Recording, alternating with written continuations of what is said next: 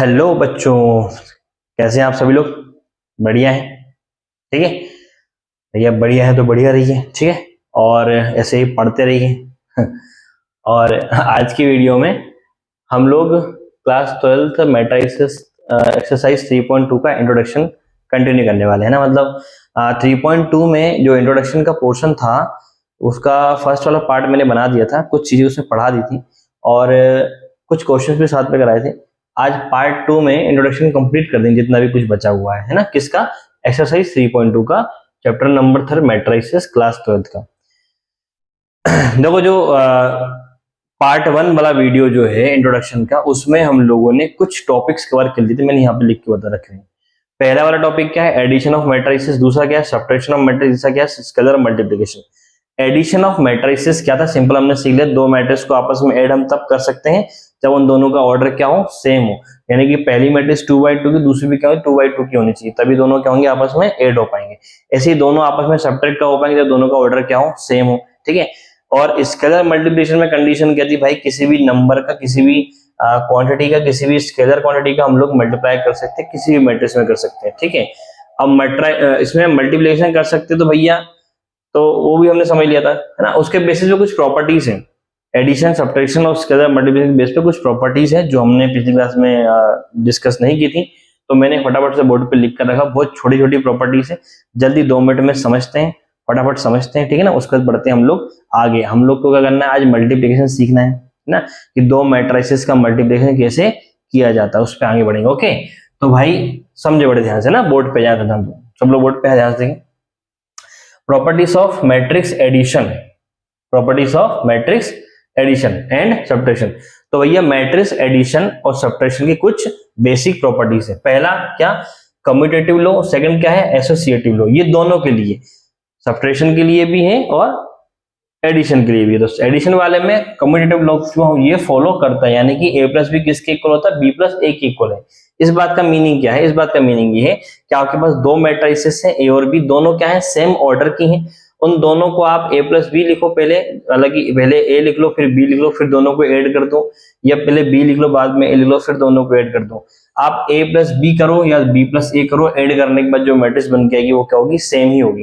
यानी कि a plus B किसके बराबर होगा? b प्लस a के बराबर होगा।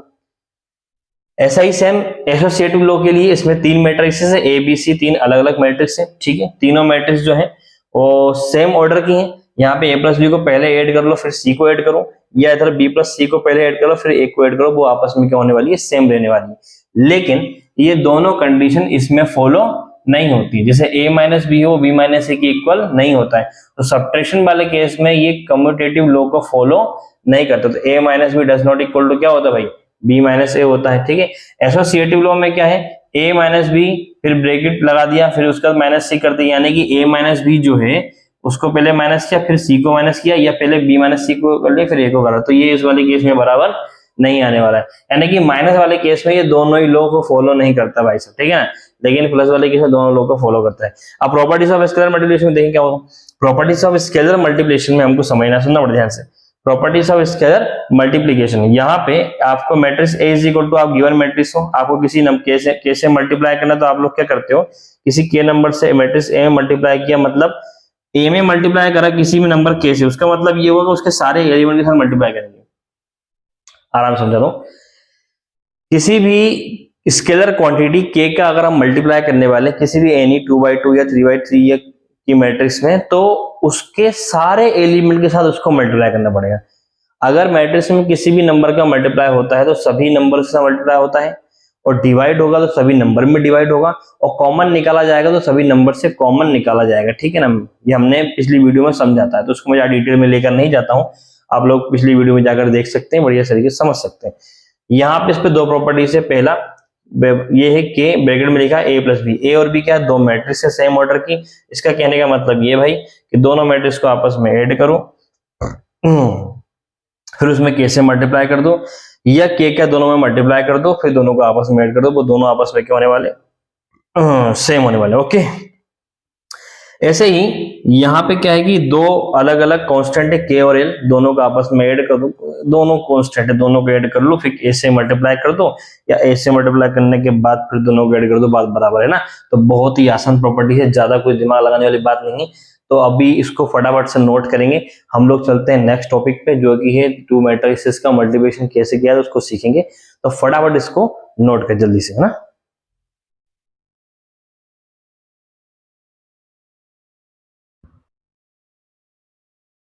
हाँ तो बच्चों अपन आगे बढ़ते हो, और अभी हमने कुछ बेसिक प्रॉपर्टीज समझ ली, जो पिछले उसका जो हमने लेक्चर में समझा था उसके बेसिस पे थी। अब हम लोग नया टॉपिक पढ़ने वाले हैं आज। अब इसको ना बड़े अच्छे से ध्यान से देखना, मैं बढ़िया तरीके से समझाऊंगा, बहुत ही सिंपल तरीके से समझाऊंगा, आपको बहुत बढ़िया समझ में आएगा, ठीक है ना। तो ज्यादा कॉम्प्लिकेटेड करके चीजों को नहीं समझाना है। तो हम लोग मल्टीप्लिकेशन देखने वाले हैं, multiplication of to matrices.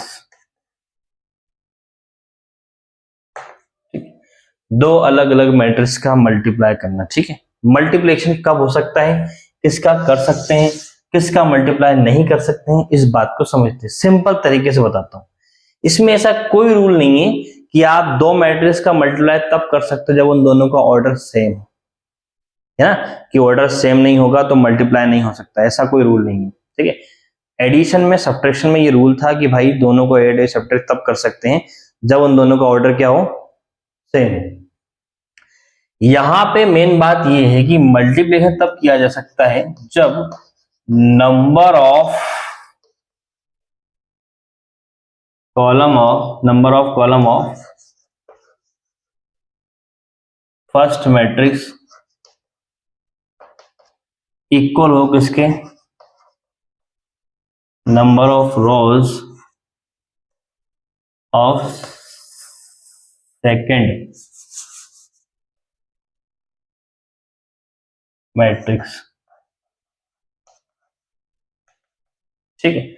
Number of rows of first matrix, sorry, number of column of first matrix is equal to number of rows of second matrix. Simple सी बात है कि भाई दो मैट्रिक्स का मल्टीप्लाई तब कर सकते हैं जब पहली वाली मैट्रिक्स में नंबर ऑफ कॉलम्स और सेकेंड वाली मैट्रिक्स के नंबर ऑफ रोज आपस में क्या हो, बराबर हो, इक्वल हो। नई बात समझ में आई, नहीं आई, देखो समझते हैं, बात समझ में नहीं आई तो समझते। देखो एक मैट्रिक्स ए है, ठीक है, एक मैट्रिक्स हमने मान लिया ए है, उसका जो ऑर्डर है वो m/n है, ठीक है। एंड एक और मैट्रिक्स का वो क्या है, बी है, उसका ऑर्डर क्या हो गया, p/q हो गया। तो इसके नंबर ऑफ कॉलम यानी कि n, और इसके नंबर ऑफ रोज यानी कि p, यानी कि n जो है वो किसके इक्वल होना चाहिए, p के इक्वल चाहिए। n p के इक्वल होने का मतलब number of column of first matrix equal होना चाहिए किसके, number of rows of second matrix के, ठीक है ना। एक मिनट थोड़ा सा, हाँ ये गर्मी बहुत ज्यादा है ना, फैन चालू कर दिया मैंने, फैन बंद कर दिया था नहीं तो, ठीक है। चलो आगे बढ़ते हैं। Number of column of first matrix is equal to number of rows of second matrix, है ना। तो एक मैट्रिक्स ए है, उसका ऑर्डर m/n है, और एक मैट्रिक्स बी उसका ऑर्डर p/q है ना। तो यहाँ पे number of column of first matrix equal होना चाहिए किसके, number of rows of second matrix के। तो ए मैट्रिक्स का नंबर ऑफ कॉलम क्या है, यहाँ पे n है, और इसके बी मैट्रिक्स के नंबर ऑफ रोज क्या है, यहाँ पे p है। तो ये दोनों आपस में क्या होना चाहिए भैया, बराबर होना चाहिए। इस तरीके से समझ सकते हैं, और अच्छे तरीके से समझाएं, सिंपल सी बात। जैसे अरे भाई कॉलम होते हैं मैट्रिक्स में, कॉलम सॉरी ये रोज हैं, ये कॉलम है, तो कॉलम गिन लो, एक है, दो है, कितने कॉलम्स हैं, तीन कॉलम है। तो भैया सामने वाली मैट्रिक्स में कितने होनी चाहिए, तीन रो होनी चाहिए, ठीक है। जितनी इसमें फर्स्ट वाले में कॉलम है, सेकंड वाले में कितने होने चाहिए, उसके रो होने चाहिए ना। तो सिंपल वे में ज्यादा दिमाग माथा पच्ची करने की जरूरत नहीं है, अपन आगे बढ़ते हैं। अच्छा एक और चीज समझ लो, चलो यहीं पे समझ ही रहे हैं तो उसको समझ लेते हैं कि ये मैट्रिक्स है, उसमें m क्रॉस m है, तो n जो है वो p की इक्वल, यानी कि number of column of first matrix is equal to number of rows of second matrix, ठीक है ना। तो जो a और b निकल के आएगा, क्या निकल के आएगा, a into b. a into b मतलब कि पहले a लिखा तो ये फर्स्ट मैट्रिक्स हो गई, और बाद में b लिखा तो ये क्या हो गई, सेकंड मैट्रिक्स। तो a इंटू बी हो गया। अब यहाँ पे अब यहाँ पे इसका जो ऑर्डर आएगा मल्टीप्लाई करने के बाद जो ऑर्डर बनकर आता है दो मैट्रिक्स का, वो क्या होगा, वो इस पर डिपेंड करता है। फर्स्ट वाली मैट्रिक्स का जो नंबर ऑफ रोज है और सेकंड जो नंबर ऑफ कॉलम है, वो जो इनका ऑर्डर होता है वही बन के आता है, वही बन के आता है। इसके पहले वाले को उठा लो, इसके बाद वाले को उठा लो, कैसे समझते हैं। यार देखो एग्जाम्पल बहुत अच्छे, देखो एग्जाम्पल, एक मैट्रिक्स मैंने ले ली यहाँ पे 2x2 की, a b c and d, and एक और मैट्रिक्स ली मैंने बी इज इक्वल टू क्या, पी क्यू आर एस। ठीक है, बहुत अच्छा एग्जाम्पल, सिंपल सा। अब हमको क्या निकालना है इसमें, ए इंटू बी निकालना है। क्या निकालना है, ए इंटू बी। हालांकि ये दोनों क्या है, सेम ऑर्डर की, ये दोनों क्या है भैया, सेम ऑर्डर की। तो सेम ऑर्डर की हो चाहे ना हो, इससे कोई दिक्कत वाली बात नहीं है, इससे कोई दिक्कत हमको है भी नहीं। और सेम ऑर्डर की हो या ना हो, इस पे हम पे ध्यान नहीं देना, हमको इस पे ध्यान देना है भाई कि number of column of first matrix का जो है वो सेकंड मैट्रिक्स के रोज के इक्वल आ रहा है कि नहीं आ रहा है। तो अगर मैं क्या निकालने वाला हूँ, मैं निकालने वाला हूँ ए इंटू बी। अच्छा, मैं बी इंटू ए भी निकाल सकता हूँ, ऐसा नहीं है। तो हम जो निकालने वाले हैं उसी के हिसाब से चलेंगे। तो हम लोग ए इंटू बी निकालने वाले हैं। तो भैया इसमें पहली मैट्रिक्स क्या है, ए, दूसरी वाली कौन सी है, बी है। तो ए इंटू बी मतलब कि फर्स्ट और सेकंड मैट्रिक्स का आपस में करना भैया, मल्टीप्लाई करना। ओके, तो पहले जो लिखा वो पहली मैट्रिक्स, जो दूसरे वाले नंबर पर लिखा वो सेकंड वाली मैट्रिक्स। तो फर्स्ट वाली मैट्रिक्स के नंबर ऑफ कॉलम सेकंड वाली मैट्रिक्स के नंबर ऑफ रोज के इक्वल होने चाहिए। तो फर्स्ट वाली मैट्रिक्स में नंबर ऑफ कॉलम कितने हैं, तो एक पहला कॉलम ये है, दूसरा कॉलम ये है। कितने कॉलम है भाई, दो कॉलम है। इसके अंदर कितनी रोज है, पहली और दूसरी, दो रोज है। तो number of column number of रोज के क्या है, इक्वल है। Number of columns number of रोज से क्या है, इक्वल। अब number of column number of रोज के क्या हो भैया, इक्वल हो गए। जब इक्वल होगा तो इसका मल्टीप्लाई करना पॉसिबल होगा ही होगा। तो हम लोग इसका मल्टीप्लाई करेंगे। अब मल्टीप्लाई कैसे करते हैं उसको ध्यान से देखना। अब मल्टीप्लाई कैसे करते हैं उसको बड़े ध्यान से देखेंगे, उसको बड़े ध्यान से देखेंगे, ठीक है ना। देखो भाई मल्टीप्लाई कैसे किया जाता है। फर्स्ट वाली रो क्या है, ये R1, फर्स्ट वाली रो क्या है R1, सेकंड रो क्या है भाई यहाँ पे R2। रो की बात कर रहा हूँ, ठीक है, फर्स्ट रो और ये सेकंड रो। इसके कॉलम देखो, इसकी क्या अपना फर्स्ट कॉलम C1, इसका फर्स्ट सेकंड कॉलम C2। देखो पहली वाली रो सामने जाएगी, पहली वाली रो किसकी, मैट्रिक्स ए की सामने जाएगी और किससे मल्टीप्लाई करेगी, पहले वाले कॉलम से, किसके, बी मैट्रिक्स। ए मैट्रिक्स की पहली रो बी मैट्रिक्स के पहले कॉलम से मल्टीप्लाई करेगी। ए मैट्रिक्स की पहली वाली रो बी मैट्रिक्स के पहले वाले कॉलम से मल्टीप्लाई करेगी। यानी कि ये जो फर्स्ट रो है इसका मल्टीप्लाई हम लोग करने वाले हैं इसके फर्स्ट कॉलम से, फिर फर्स्ट रो का मल्टीप्लाई हम करने वाले किससे, इसके सेकंड कॉलम से। यानी कि फर्स्ट वाली मैट्रिक्स की पहली रो को उठाओ, ठीक है, और उसका मल्टीप्लाई सेकंड वाली मैट्रिक्स के सभी कॉलम से करा दो।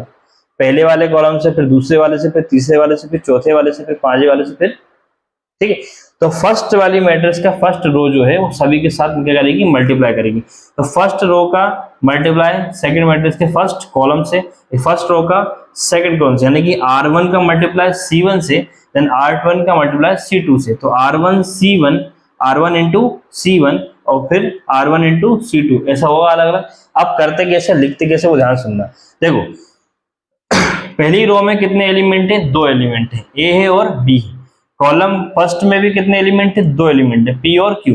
तो पहले वाले का मल्टीप्लाई पहले वाले से, दूसरे वाले का मल्टीप्लाई दूसरे वाले से। बात समझ आई नहीं है, सिंपल बात भी समझे।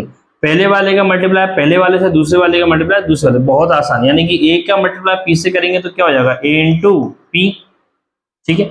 बीच में हमेशा क्या आता है भाई, प्लस आता है, बीच में हमेशा क्या आता है, प्लस आता है। यानी कि एलिमेंट्स को आपस में हमको आपस में सिर्फ जोड़ना है, ठीक है। तो A into P plus B into Q, पहले वाले का मल्टीप्लाई पहले वाले से, बीच में प्लस आ गया, फिर दूसरे वाले का मल्टीप्लाई दूसरे वाले से। बी का किससे करेंगे, आर से, तो बी इंटू क्या हो जाएगा, आर।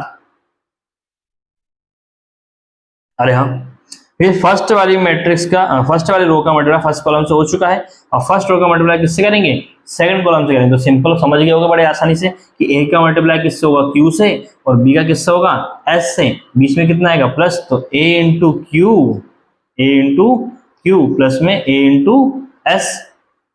तो फर्स्ट रो का मल्टीप्लाई दोनों कॉलम से हो चुका है। अगर थर्ड कॉलम होता हमारे पास तो हम थर्ड वाले से भी कर देते, फोर्थ होता तो फोर्थ वाले से भी कर देते। अरे यस, अरे हाँ।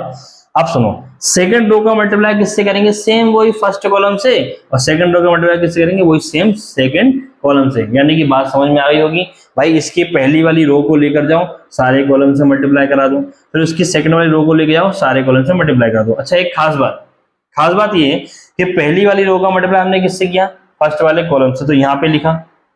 ये फर्स्ट वाली रो का मल्टीप्लाई हमने किससे किया, सेकंड कॉलम, तो हमने उसके जस्ट बाजू में लिखा, यानी किस में लिखा, रोज में लिखा। किस में लिखा, रो में। तो रो का मल्टीप्लाई हम कॉलम में करें तो किस में लिख रहे हैं, रो में लिखेंगे। तो ये रो में लिखा था, इसके नीचे नहीं लिखा था, इसके बाजू में लिखा था जाएगा। जितनी बार मल्टीप्लाई होता जाएगा नंबर ऑफ कॉलम से, उतनी बार बाजू में हम लोग एलिमेंट्स को लिखते जाएंगे। ओके, तो अगले वाले तुम लोग फटाफट बताओ। सेकंड वाली रो का फर्स्ट कॉलम से करेंगे तो सी इंटू पी, फर्स्ट वाले एलिमेंट का फर्स्ट वाले, सेकंड वाले का सेकंड वाले, तो सी इंटू क्या हो जाएगा, पी। तो सी इंटू पी इंटू में डी इंटू क्या हो जाएगा भैया, आर। सी का मल्टीप्लाई पी से, डी का मल्टीप्लाई आर से, बीच में क्या आ गया, प्लस आ गया। सेम सी का मल्टीप्लाई क्यू से और डी का मल्टीप्लाई एस से। अब तो समझ गया होगा यार, सी का मल्टीप्लाई क्यू से plus D multiply by S. तो ये जो मैट्रिक्स बन गया है भाई, ये भी हमारी 2/2 की मैट्रिक्स बन गया कि ये हमारा हो गया फाइनल मल्टीप्लिकेशन कंप्लीट। ठीक है, तो एक छोटा सा क्वेश्चन यहाँ पे करा रहा हूं मैं, फिर आप लोग क्लियर हो चुके हो। एक 2/2 का क्वेश्चन कर लेते हैं, एक 3/3 कर लेते हैं, इसकी कुछ बेसिक प्रॉपर्टीज। अच्छा, एक काम करते हैं, कुछ यहाँ पे चलो मैं करा देता हूँ। पहले आपको एक ए मैट्रिक्स दी हुई है एंड एक बी मैट्रिक्स दी हुई है, 3 4 2 1 9 2 5 3। तो हम लोग क्या निकालने वाले हैं, ए इंटू बी निकालने वाले हैं। क्या निकालने भैया, ए इंटू बी निकालने वाले हैं। तो A multiply by B, A multiply by B. ठीक है, मैंने यहाँ पे ऐसा लिखा था, मैं यहीं पे करके डाला, मैं इसको संपर्क। दो मैट्रिक्स दी हुई हैं, उसको इस तरीके से लिखेंगे, ए इंटू बी है तो यहाँ भी क्या होगा, ए इंटू बी, बीच में कुछ प्लस माइनस नहीं आना चाहिए। ठीक है, इस तरीके से लिखते हैं। मैंने यहाँ पे नहीं लिखा था, यहाँ लिख के समझा रहा हूँ नंबर्स के फॉर्म में, और अच्छे से समझ में जाएगा। 3 4 2 1, यहाँ पे क्या है 9 2 5 और 3। ठीक है, आप लोग को अगर खुद से बन रहा है तो आप खुद से कर सकते हैं, लेकिन यहाँ पे एक बार देख लो ध्यान से। तो ए इंटू बी क्या आने वाला है, ए इंटू बी क्या आने वाला भाई, समझे। फर्स्ट रो का मल्टीप्लाई फर्स्ट कॉलम से, फर्स्ट रो का मल्टीप्लाई फर्स्ट कॉलम से, फर्स्ट एलिमेंट का फर्स्ट 9, 3 इंटू 9 कितना होगा 27, प्लस में 4 इंटू 5 कितना होगा प्लस 20। ठीक है, अगला 3 इंटू 2, फर्स्ट रो का मल्टीप्लाई सेकंड कॉलम से। देखो ये हॉरिजॉन्टल, ये वर्टिकल, ये हॉरिजॉन्टल, ये वर्टिकल। पहला एलिमेंट का पहले से, दूसरे वाले का दूसरे से, पहले वाले का पहले से, दूसरे वाले का दूसरे से। तो 3 इंटू 2 कितना हो गया 6, 4 इंटू 12 3 कितना हो गया, यहाँ पे हो गया 12। अब ऐसे ही सेकंड रो का फर्स्ट कॉलम में, सेकंड रो का फर्स्ट कॉलम में, तो ये 2 का मल्टीप्लाई 9 से, 1 का मल्टीप्लाई किससे 5 से। 2 इंटू 9 कितना हो गया 18, प्लस 1 इंटू 5 कितना हो गया 5 ही रहा। 2 सेकंड रो का मल्टीप्लाई सेकंड कॉलम में करेंगे, 2 का मल्टीप्लाई 2 से, 2 इंटू 2 कितना हो गया 4 हो गया, 2 2 जा 4, 1 का अपना 3 में करता, 1 इंटू 3 कितना हो गया 3 हो गया। तो फाइनल जो ए बी यहाँ पे अपना आंसर आया वो क्या आया, देखो इन दोनों को आपस में ऐड करेंगे तो ये हो जाएगा 47, इनको ऐड करेंगे तो ये हो गया 18 और प्लस 5 कितना हो गया 23 और ये हो गया 7। तो ये भाई 2/2 की मैट्रिक्स, ये हमारा आ गया फाइनल आंसर। यानी कि 2/2 की मैट्रिक्स का मल्टीप्लाई कैसे करते हैं ये लो आप लोग समझ गए होंगे अच्छे से। अब यहाँ पे कुछ जगह बची हुई है, मैं यहाँ पे कुछ चीज समझा देता हूँ। क्या, मैं यहाँ पे कुछ चीज समझा देता हूँ, एक मिनट, मैं यहाँ पे कुछ चीज समझा देता हूँ, कुछ प्रॉपर्टीज इसकी बता देता हूँ। क्या,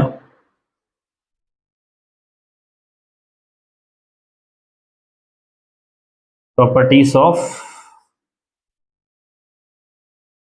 मल्टीप्लिकेशन, प्रॉपर्टीज ऑफ मल्टीप्लिकेशन। भैया मल्टीप्लिकेशन की कुछ प्रॉपर्टीज है, जैसे हमने एडिशन सब्ट्रैक्शन की प्रॉपर्टीज देखी ना, मल्टीप्लिकेशन की प्रॉपर्टीज अपन देखेंगे, यहीं पे समझ लेते हैं ना। तो भैया प्रॉपर्टीज में कुछ प्रॉपर्टी आती है भाई। पहली कंडीशन तो कि ये कॉम्यूटेटिव लॉ को फॉलो नहीं करता, ये भी सिंपल सी कंडीशन ये कि a into b does not equal to क्या होता है भैया b इंटू, ये ऑलवेज रहेगा। ठीक है, always a into b does not equal to b into, यानी कि हमने अभी क्या निकाला, ये a इंटू बी निकाला, यहाँ पे क्या निकाला a into b, a multiply by b। इसको मैं पलट दूं, पहले b लिख लूं बाद में a, तो उससे फर्क क्या पड़ेगा कि इस वाली मैट्रिक्स को मेरे को यहाँ लिखना पड़ेगा, इस वाले को यहाँ, ये दोनों आपस में क्या होंगी एक्सचेंज हो जाएंगी। और जब एक्सचेंज होंगी तो मल्टीप्लाई करेंगे तो सेम ये आंसर निकल के नहीं आएगा, ये वाली मैट्रिक्स बन के नहीं आएगी, फिर कुछ और बन के आएगी। एडिशन में होता है कि ए प्लस बी बराबर बी प्लस सी होता है, इसमें a B does not equal to क्या होता है भैया, बी ए होता है, ठीक है ना। तो ये कौन सा लो है, कम्यूटेटिव लो, ठीक है। उसमें ये कंडीशन ये होती है कि does not equal to B A होता है, A B does not equal to B. Second वाला केस अगर हम लोग देखें कि A B multiply by C, A B का मल्टीप्लाई करा फिर सी का मल्टीप्लाई किया, फिर इसके बाद हमने क्या करा, ए बार रखा और बी इंटू सी का मल्टीप्लाई किया। तो ये हमारा कौन सा लो है, ये हमारा कौन सा लो है, ये हमारा कौन सा लो भैया, ये हमारा एसोसिएटिव लो है। कौन सा हमारा एसोसिएटिव लो है, ठीक है। तो इस वाले केस में क्या, अच्छा इसको देखो, इसको ना प्रूफ कर सकते हैं अपन लोग, लेकिन अभी फिलहाल लिख के समझ लेते हैं ना। इसको एक क्वेश्चन कराएंगे तो उसको प्रूफ कराएंगे। उसमें कंडीशन ये इसमें ऐसा कहना चाह रहा है कि ए बी का मल्टीप्लाई किया हमने, फिर हमने उसका मल्टीप्लाई किससे किया, सी से किया, ठीक है। और यहाँ पे बी सी का मल्टीप्लाई किया, फिर उसका मल्टीप्लाई किससे किया, ए से किया। इस वाले केस में ये दोनों कंडीशन आपस में क्या होती है, बराबर आती है।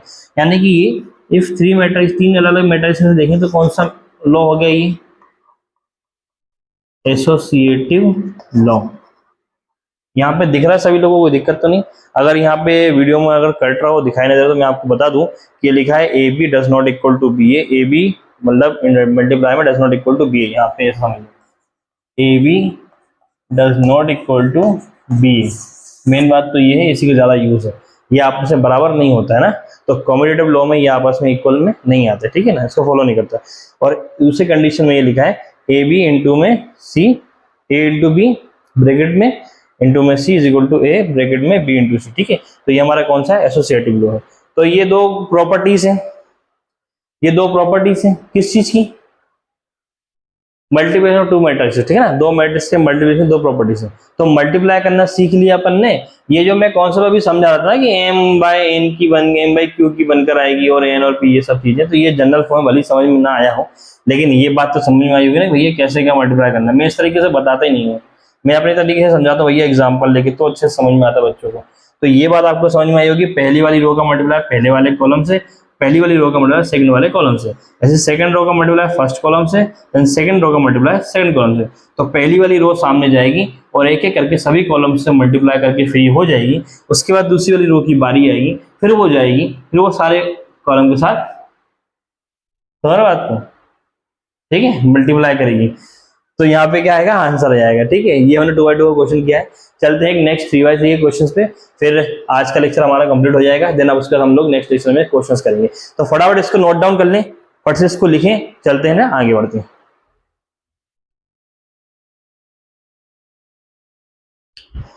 हाँ तो बच्चों, यहाँ पे बोर्ड पे मैंने एक क्वेश्चन लिखा हुआ है, if a and b two matrices है ना, दोनों 3x3 की, ये भी 3x3 की, ये भी क्या है 3x3 की है, ठीक है। तो इसमें नंबर ऑफ कॉलम्स कितने भैया, पहले वाले में 1 2 3, कितने कॉलम है, 3 कॉलम। इसमें नंबर ऑफ रोज कितनी है, 1 2 3, कितनी को रोज है, 3 रोज है, ठीक है ना। तो इसका मल्टीप्लाई करना पॉसिबल है। ये एक क्वेश्चन में करा देता हूँ, उसके बाद फिर मैं 3.2 एक्सरसाइज का जो भी क्वेश्चन दिए हुए हैं उनको हम लोग सॉल्व करेंगे मल्टीप्लाई में।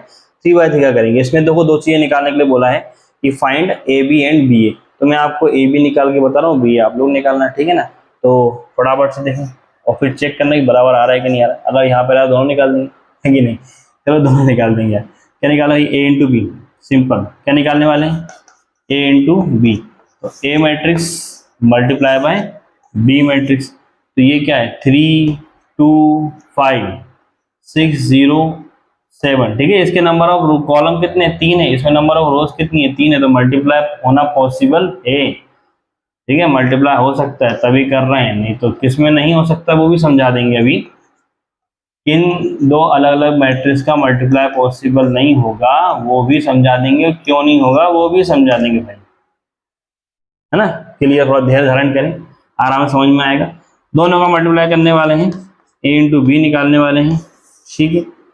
तो फर्स्ट रो का मल्टीप्लाई फर्स्ट कॉलम से करेंगे। तो भैया 3 इंटू 2, फर्स्ट वाली रो का मल्टीप्लाई फर्स्ट वाले कॉलम से, फर्स्ट रो का मल्टीप्लाई फर्स्ट कॉलम से, फिर फर्स्ट रो का सेकंड कॉलम से, फर्स्ट रो का थर्ड कॉलम से, ओके, ठीक है।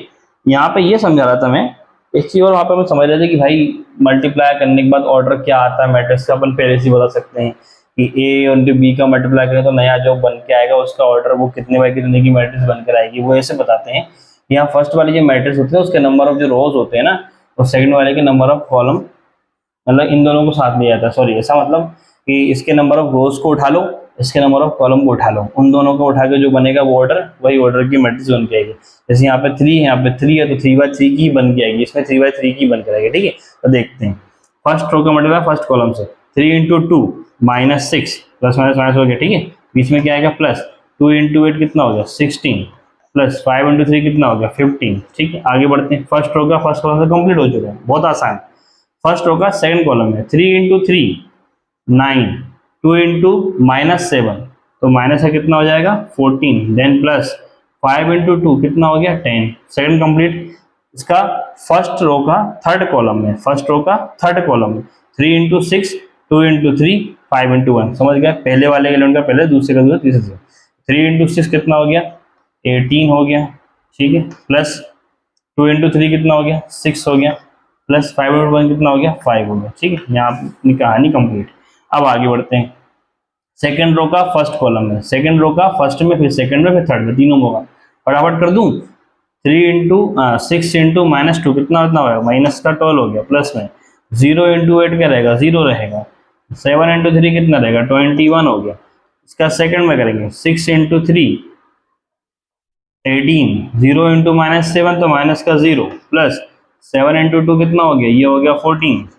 अगले पे चलते हैं, 6 × 6 कितना हो गया 36, 0 × 3 0, 7 × 1 7 × 7।